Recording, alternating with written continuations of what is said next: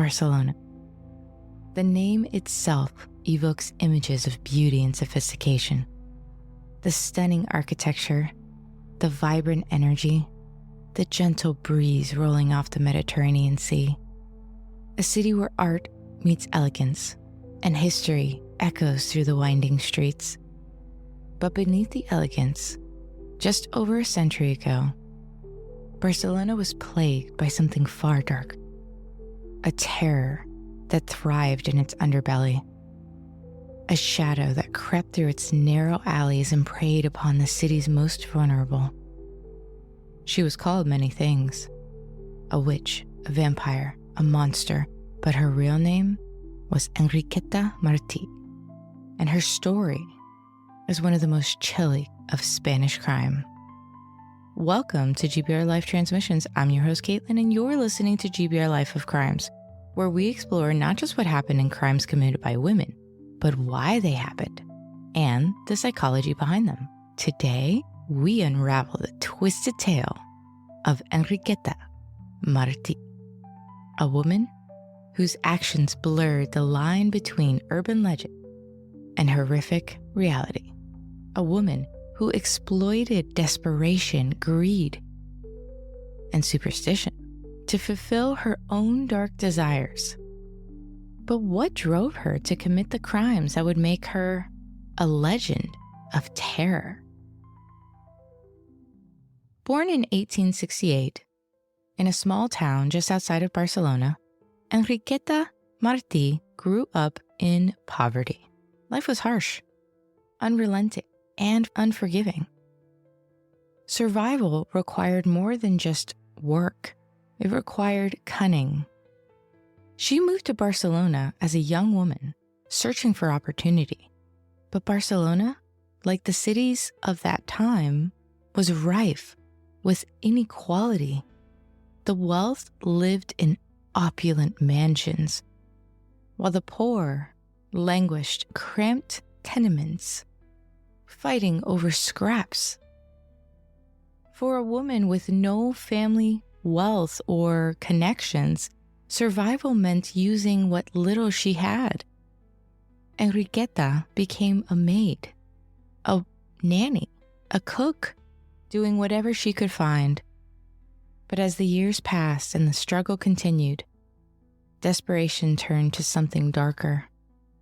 She discovered the world of prostitution, and with it a glimpse of the power she desperately craved. In this period, Enriqueta began mingling with Barcelona's most depraved elite, men of wealth and influence, who had tastes far removed from the respectable facade that they displayed in public. Enriqueta learned quickly. She saw how the wealth was used for their privilege to escape judgment, how their power insulated them from consequence. And she began to understand that power could be hers too, if she was willing to do what others would not. Enriqueta's reputation grew. By day, she walked the streets of Barcelona dressed in rags, pretending to be a beggar.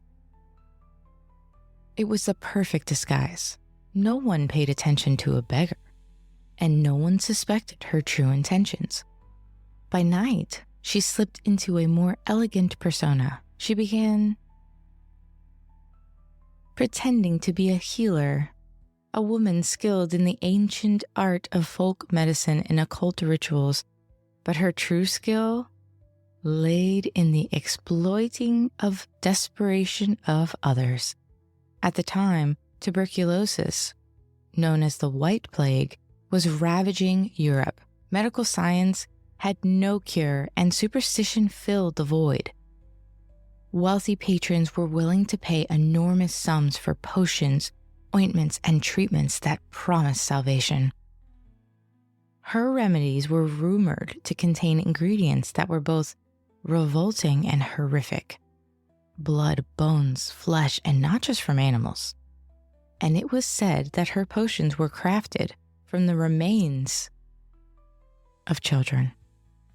Enriqueta had discovered a dark and profitable niche the wealthy were willing to pay anything for a cure to their ailments, and her so-called remedies were whispered to have miraculous properties. But where did these ingredients come from? That was the secret kept hidden from the world. It's said that she would wander the slums of Barcelona disguised as a pauper. She would approach children playing in the streets, children who belonged to the city's poorest families, children who would not be missed, except by their families. She lured them with sweets, food, promises of shelter, and once they were within her grasp, they were never seen again. For years, whispers of her crimes spread throughout Barcelona's neighborhoods, but the wealthy turned a blind eye after all her victims were the children of beggars and laborers. They were invisible. Psychologists studying predators often describe a process called dehumanization. By stripping their victims of humanity, by seeing them as only tools or resources, the predator can rationalize their cruelty. For the children were not individuals. They were ingredients, objects, to be harvested for profit. But even that horrifying thought doesn't explain her crime, because Enriqueta's actions went far beyond mere profit. There was cruelty there, a hunger for dominance, a need for control. Enriqueta moved frequently, renting various apartments throughout Barcelona, but her most infamous residence was on Carrer Ponent, a street notorious for its poverty and crime. It was there, in a cramped, decaying building, that her darkest deeds were unfolded. Her apartment was divided into two distinct halves. One part was decorated lavishly, a space where she would receive clients, wealthy men and women seeking their bizarre remedies that she would fulfill. But it wasn't until 1912 that her reign of terror would come to an end. And even then, it was only by chance. Barcelona was already steeped in fear by 1912. The poor spoke in hushed tones of children who vanished into the night. Authorities did little, willing to do nothing in wasting resources investigating the fates of children from the city's slums. They meant nothing because they were poor. But that all changed on February 10th, 1912, the day a little girl named Teresita disappeared. Teresita was not the first child to vanish, as you know, but she was different. Her parents were relentless. They raised alarms, plastered posters across the city, sought help from anyone who would listen. They couldn't look away, the city that is, because the parents said, "You will find my child." Days passed. Hope dwindled. But then a neighbor, perhaps driven by curiosity or something darker, made a critical observation. She had seen a child's face peering from a window in Enriqueta Martí's apartment. A face pale and terrified. It was enough to spur action. The authorities raided Enriqueta's apartment, and what they found within was something out of a nightmare. The room was a mess of contradictions. But the most terrifying discovery of all, 2 young girls, Teresita and another girl whose name was never officially documented.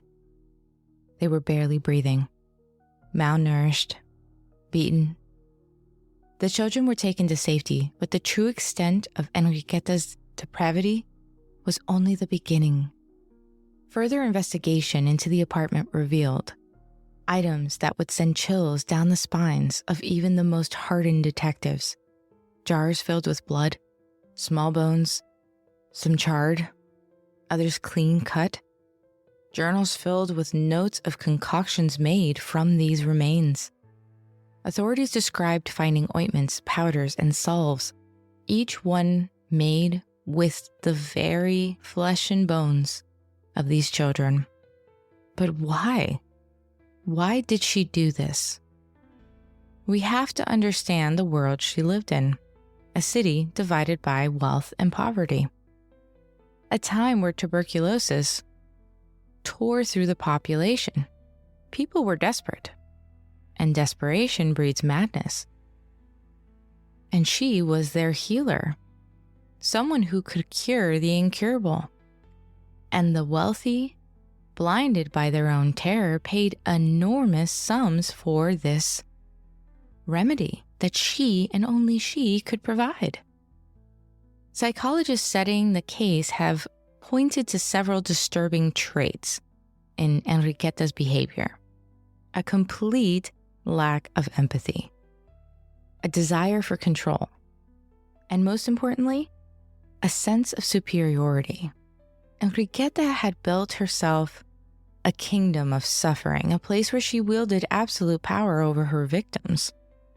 It wasn't enough to exploit their bodies, she needed to dominate them completely. And the fact that her clients were willing to turn a blind eye to her methods only fueled her arrogance. But perhaps the most horrifying aspect of her crimes was how methodical she carried them out. She was a true predator. Psychologists often describe a process called depersonalization in addition to dehumanization. It's when a perpetrator distances themselves from the humanity of victims by stripping away their identities. So this goes beyond dehumanization.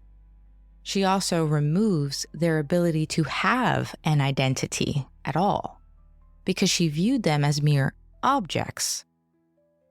The predator in these circumstances can justify their actions, and Enriqueta excelled at this. The children she took were not individuals. They were not even human. They were components, true ingredients. But there's another theory, one that speaks to the psychological condition known as malignant narcissism. Malignant narcissism is characterized by several key traits: a grandiose sense of self-importance, a need for constant validation, an utter lack of empathy, and a sadistic enjoyment of cruelty. For Enriqueta, it wasn't enough to exploit the children. She needed to prove her superiority over them, to demonstrate her power in the most grotesque ways imaginable. And as you know, she did not feel remorse for this. But why? Why would someone descend into such darkness? Some theorists point to Enriqueta's early years in Barcelona, poverty, abuse, and a world where violence was a daily reality. It's possible that Enriqueta, desperate to escape her own suffering, developed a twisted belief that power could only be achieved by the suffering of others. Others believed she was simply born that way, a mind wired for cruelty, a soul untouched by compassion. Whatever the truth, her actions left a scar on Barcelona that would never heal. Enriqueta Martí was taken into custody and her crimes exposed for all of the city to see. The press wasted no time in labeling her a monster. They called her the vampire of Barcelona, feeding the public's thirst for horror. The true horror lay not in the sensationalized headlines. It laid in the truth. Enriqueta had preyed upon the city's most vulnerable children without families, children who had no one to speak for them. And even as the public cried out for justice, a dark suspicion lingered, because Enriqueta's clients, the wealthy men and women who paid her for these twisted remedies, were never named, never questioned, and never held accountable. When you think about it, these things are still going on today. But some theorists believe that her sudden death in prison was no accident because she was murdered in prison, but her clients may have been the one to arrange it. to keep their own secrets buried. We will never know for certain because on May 12th, 1913, she was beaten to death by a fellow inmate before she could stand trial. Barcelona wanted justice, but the truth was buried along with her, along with the names of all of the wealthy who knew very well what she was doing. And as humans, we like to forget their involvement. Over a century later, Enriqueta's name still haunts Barcelona. She's become part of the city's folklore, a boogeyman invoked to frighten children into obedience. But the real fear is rooted in something far deeper. It's the fear that predators like Enriqueta are not unique, that evil like hers can emerge anywhere, hiding behind polite smiles and respectable facades. Psychologists studying her case describe her as a perfect storm of psychological disorders, a predator born of cruelty, poverty, and desperation, but also a woman who reveled in her own darkness, a woman who turned suffering into profit, a cruelty into power, and the wealthy behind to help her make it happen. This has been GBRLIFE of Crimes, part of GBRLIFE Transmissions. I'm Caitlin, reminding you that understanding the darkness can help us appreciate the light. Join me next time as we uncover another case that challenges everything we thought we knew about the criminal mind.